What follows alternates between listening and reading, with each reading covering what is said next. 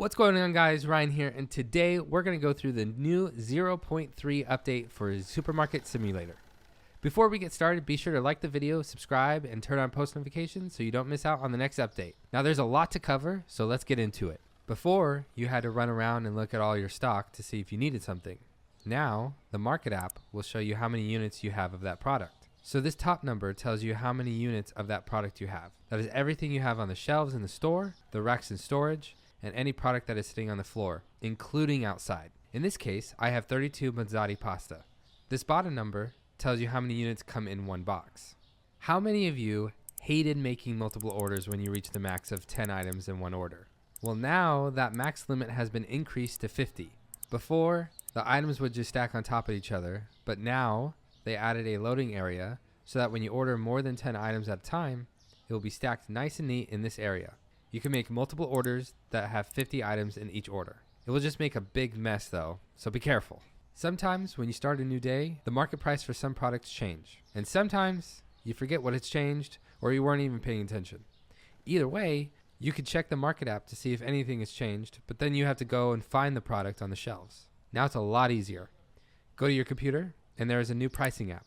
When you open the app, it shows you all your products that you have licenses for. It also shows the previous costs, when it last changed, current cost, the average cost, the current market price, the price you have set for the product, and the profit you're making. You can sort by any of these. What's the most expensive item you're selling, or what is the most recent price change? And then you could change the price of that product. Although if you still want to change the price of products from the shelf, you could still do that as well. I know many of you, including myself, hate ordering products.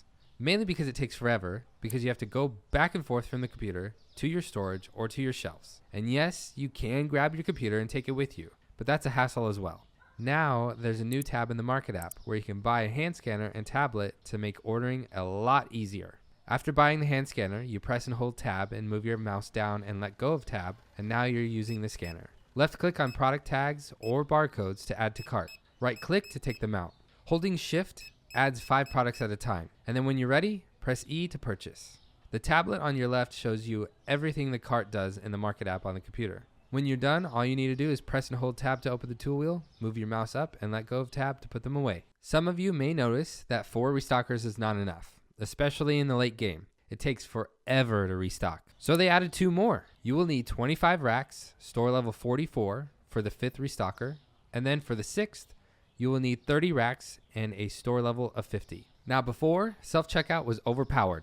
They were a lot faster than the cashiers. And even though with a $900 price tag, they are cheaper over time because you don't have to pay a daily wage. Of course they have to be rebalanced.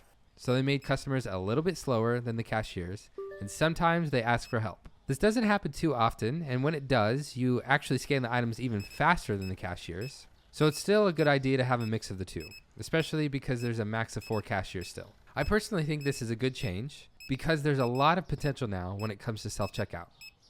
Now, some of the things that have been added or changed, I didn't get any footage for, and some there isn't any footage to get, but I'll read off a few notable changes. Restockers will prioritize the boxes with the least amount of products on the floor too. Added the ability to skip the daily statistics screen by tapping or clicking anywhere. Changed completed checkouts count to increase by cashiers and self-checkout actions. Fixed money not updating after paying bills. Fixed walking through some buildings. So they did add a lot, and it only took them a month to do so. So good job, devs.